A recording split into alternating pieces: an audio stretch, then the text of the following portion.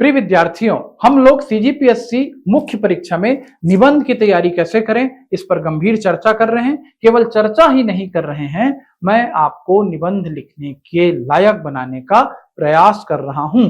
और किसी भी प्रयास में पहली शर्त होती है प्रश्न पत्रों का अध्ययन, ट्रेंड एनालिसिस, और ये समझना है कि किस तरह के निबंध पूछे जाते हैं तो हमें किस तरह का निबंध तैयार करना है।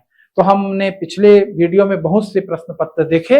आज हम 2017 के प्रश्न पत्र से अपनी वीडियो की शुरुआत करते हैं। भारत की सांस्कृतिक बहुलता और उच्च शिक्षा में पाठ्यक्रम की एकरूपता का प्रश्न। Cultural pluralism of India and the issue of common curriculum in higher education. देखिए, ये मुद्दा बार बार आते रहता है कि भारत का पूरा पाठ्यक्रम यूनिफाइड होना चाहिए, एक जैसा, कश्मीर से लेके कन्याकुमारी, अटक से लेके कटक। और दूसरी तरफ एक प्रश्न आता है, भाई भारत तो विविधता में एकता का देश है, यहाँ तो सांस्कृतिक विविधता है, हर स्टेट की अपनी अलग अलग संस्कृति है, तो कैसे हम यूनिफाइड कॉन्सेप्ट लाएंगे। तो भारत की सांस्कृतिक बहुलता और उच्च शिक्षा में पाठ्यक्रम की एकरूपता, इन दोनों के बीच क्या संभावनाएं बनती है, क्या कंट्रोवर्सी बनती है, ये आपके निबंध का चर्चा का मुद्दा रहेगा। भारत में गिरता हुआ भूजल स्तर और वर्षा जल संचय की संभावनाएं। Decreasing level of water in India and possibility of rain water harvesting. Rain water harvesting यानी पर्यावरण से जुड़ा हर मुद्दा आप तैयार करें। रेन वाटर हार्वेस्टिंग हमारी एकदम नितांत आवश्यकता है, और आज भी रेन वाटर हार्वेस्टिंग जमीनी स्तर पर नहीं उतरा है। बड़ी बड़ी बातें होती हैं और घरों के छत का पानी अभी भी कहां पर बहते रह जाता है, सड़कों में बहते रह जाता है। और बड़े स्तर पर रेन वाटर हार्वेस्टिंग की बात हम क्या करें। ये रेन वाटर हार्वेस्टिंग क्यों चाहिए? क्योंकि यही एक बड़ा साधन है भूजल स्तर को बनाए रखने का। और इसके साथ साथ भारत में गिरता हुआ भूजल स्तर, तो केवल रेन वाटर हार्वेस्टिंग करके भी हम नहीं बचा पाएंगे। हमें भूमिगत जल के प्रयोग के लिए अत्यंत सावधानी बरतनी चाहिए। नलकूपों का खनन हो तो लेकिन कृषि के विकास के लिए हो, लेकिन उसकी एक लिमिट रहे। गर्मी में फसल पर रोक लगे। जल ही जीवन है, ये मंत्र जन जन तक पहुंचे। 2 से 3 महीने गर्मी के समय परेशान होने के बाद बाकी समय हम पानी का दुरुपयोग करना बंद करें। आप इसको बहुत विस्तार से लिखेंगे। एक ये निबंध है जो आपको खुलकर लिखने का मौका देगा।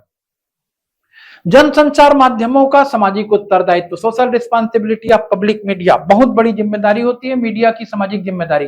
वो ऐसी चीजें दिखाए जिससे समाज में संस्कृति का विस्तार हो, ऐसी चीजें दिखाए जिससे समाज में विरूपता मत आए, समाज गलत राह पर ना जाए, उल्टा समाज को सही दिशा मिले। समाज में क्रियात्मक क्या है, क्रिएटिविटी है, समाज में सकारात्मकता है, होता उल्टा रहता है। मीडिया को सनसनी चाहिए रहती है।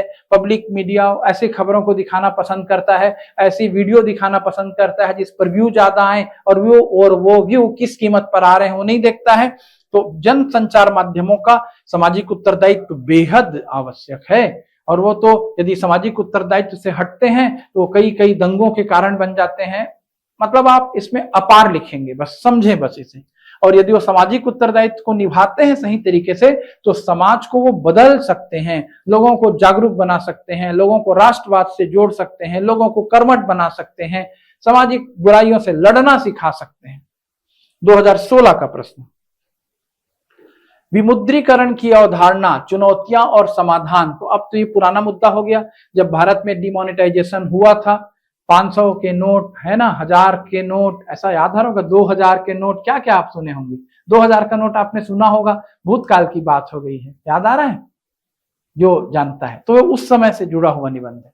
भारत में ई गवर्नेंस का भविष्य, संभावनाएं और चुनौतियां। तो अभी 2000 का नोट चलता है कि नहीं, मैं बच्चों से पूछ रहा हूं। क्या पहले 1000 का चल रहा था, फिर 2000 का आया, कि 2000 को बंद करके 1000 का आया? मजा आता है। हम लोग तो खुद इस दौर को देखे थे बहुत गंभीरता से। तो आपको इस निबंध को फिलहाल तो तैयार करने की जरूरत नहीं है, लेकिन आपको डिजिटल करेंसी इस संदर्भ में इस निबंध को तैयार करें। जैसे क्रिप्टो करेंसी आया था, वैसे डिजिटल लेन देन है ना, ऑनलाइन ट्रांजेक्शन, ये आज की मांग है।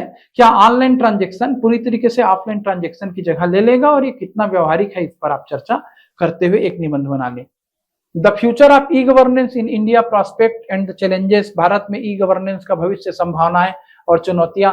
देश तो बढ़ ही चुका है ई गवर्नेंस की ओर। क्या होता है ई गवर्नेंस, कैसे हम ई गवर्नेंस से जुड़ते हैं तो चीजें आसान होते चलती है। और भारत जैसे एक विशाल देश में जहां पर शिक्षा और लोगों की जागरूकता एक चुनौती है, ई गवर्नेंस कितना प्रभावी हो सकता है। भारत के आर्थिक विकास में निजी क्षेत्र की भागीदारी कितनी प्रासंगिक है। तो देखिए, भारत जब आजाद हुआ तो हमने पूंजीवादी अर्थव्यवस्था भी नहीं अपनाई, हमने समाजवादी भी अर्थव्यवस्था नहीं अपनाई। यद्यपि हमारा झुकाव समाजवाद की ओर अधिक था, लेकिन फिर भी हमने मिश्रित अर्थव्यवस्था को अपनाया। आज हमारी अर्थव्यवस्था में दो हाथ हैं, पूंजी मतलब निजी क्षेत्र की भी भूमिका है और सार्वजनिक उद्यमों की भी भूमिका है। इन दोनों उद्यमों में से निजी क्षेत्र की भागीदारी कितनी रिलेवेंस है, कितनी प्रासंगिक है, क्या निजी क्षेत्र सार्वजनिक उद्यमों पर भारी पड़ते हुए ज्यादा आगे निकल जाएगा, ऐसी बहुत सी चीजों को आप इस निबंध में लिखेंगे। 2015 का निबंध देखिए। भूमंडलीकरण के दौर में राष्ट्रवाद की अवधारणा, एक तरफ हम ग्लोबलाइजेशन की बात करते हैं और दूसरी तरफ हम राष्ट्रवाद की बात करते हैं। तो क्या राष्ट्रवाद और भूमंडलीकरण एक दूसरे के विरोधी हैं? भूमंडलीकरण हमारी व्यापारिक आवश्यकता है, हमारे आगे बढ़ने की आवश्यकता है, और राष्ट्रवाद राष्ट्र की प्राणवायु है, उसके बिना राष्ट्र जिएगा नहीं। तो ये आपको इसमें लिखना था, समझाना था। भारतीय ऊर्जा सुरक्षा, चुनौतियां और संभावनाएं। तो क्या भारतीय, क्या विश्व में ऊर्जा सुरक्षा के लिए चुनौतियां हैं? हम कैसे ऊर्जा के बेहतर विकल्पों की ओर जाएंगे? सौर ऊर्जा कैसे भविष्य की ऊर्जा साबित होगी? लंबी बातें हैं। भारतीय संस्कृति और असहिष्णुता का मुद्दा वर्तमान संदर्भ में। तो जो टॉलरेंस वाली बात है, वो टॉलरेंस, हम सहिष्णु से क्या असहिष्णु होते जा रहे हैं? क्या हम धार्मिक उदार से धार्मिक कट्टर होते जा रहे हैं? क्या धार्मिक कट्टरता हमारे लिए आवश्यक है, या हम धार्मिक सहिष्णुता को ही नीति का पालन करें? क्या हम पंथ निरपेक्षता को ही अंतिम विकल्प माने? सांप्रदायिकता से क्या समस्याएं हैं? बहुत सी बातें आती हैं। भारतीय संस्कृति तो वसुधैव कुटुंबकम की धारणा को लेकर चलती है, पर हम अभी असहिष्णु क्यों होते जा रहे हैं, इत्यादि इत्यादि। इन बातों को आपको यहां पर लिखना था। 2014 भारतीय किसान एवं भूमि अधिग्रहण विधेयक, समस्या एवं निवारण। तो किसानों की जमीन, लैंड एक्विजिशन, इसको आप कानूनी रूप से भी लिखेंगे, बताएंगे भी वास्तव में भूमि अधिग्रहण कैसे होता है, क्यों होता है, कैसे सड़कों को बनाने के लिए, और भी दसों कारण से किसानों को भूमि अधिग्रहण का शिकार होना पड़ता है, किसानों को विस्थापित होना पड़ता है, कभी बांध को लेकर, कभी सड़कों को लेकर, कभी वन संरक्षण के मुद्दों को लेकर।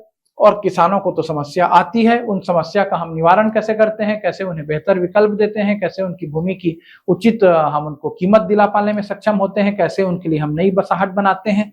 बहुत चुनौतीपूर्ण मुद्दा है, आप जाने तो इसको लें।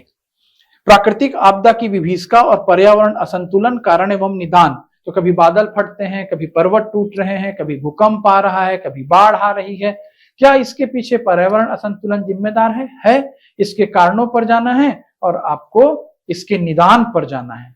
कतिपय मशहूर हस्तियों का अपराध एवं भारतीय कानून व्यवस्था, समस्या एवं निवारण। तो बड़े लोग जब अपराध करते हैं तो कानून व्यवस्था कैसे चरमरा जाती है, और कैसे कई बार वो कानून व्यवस्था बड़े से बड़े आदमी को नहीं छोड़ती। अभी तो आप देख रहे हैं हमारी कानून व्यवस्था बड़ी मजबूत हो गई है, अच्छे से अच्छे अपराधी, मतलब रसूखदार राजनीतिक क्षेत्र के, बिजनेस क्षेत्र के, प्रशासनिक क्षेत्र के जेल में बैठे हुए हैं। तो कतिपय मशहूर हस्तियों का अपराध और भारतीय कानून व्यवस्था, समस्या एवं निवारण। मैं ज्यादा अब निबंध पर नहीं जा रहा हूं, आपको यह समझना है निबंध को देखते हुए कि आपको मौलिक रूप से लिखने के लिए तैयार रहना होगा। एक वर्ष का निबंध दूसरे वर्ष के निबंध से कहीं मैच ही नहीं कर रहा है। आपको ज्वलंत मुद्दे तैयार रखने हैं, कुछ ये देखना है, धार्मिक सहिष्णुता आ रहा है, भारतीय संस्कृति आ रही है, विज्ञान एवं प्रौद्योगिकी आ रही है, पर्यावरण का संकट आ रहा है, डिजिटल करेंसी आ रही है, और वैसी एआई आ रहा है। तो जो नए नए चीजें हैं, अंतरिक्ष टेक्नोलॉजी आ रही है, सोशल मीडिया आ रही है, यानी आज की सभी नई चीजें आपकी मुट्ठी में होनी चाहिए, तब आप निबंध में कुछ लिख पाएंगे। लोग निबंध लिखने की शैली के पीछे भागते हैं। फिर से मैं बोल रहा हूं, शैली तब बनेगी जब आपके पास रॉ मटेरियल होगा। लोग मुझसे पूछेंगे अच्छा खाना कैसे बनाएं सर, उसको कैसे डेकोरेट करें, कैसे सजाएं। मैं बोलूंगा पहले तुम्हारे पास चावल रहे, दाल रहे, सब्जी रहे, तब तो तुमको मैं पकाने की अलग अलग विधि बताऊंगा। तो निबंध की जो शीर्षक आ रहे हैं, उन शीर्षकों से संबंधित और करेंट से जुड़े मुद्दों से संबंधित आपके पास भरपूर तैयारी होनी चाहिए।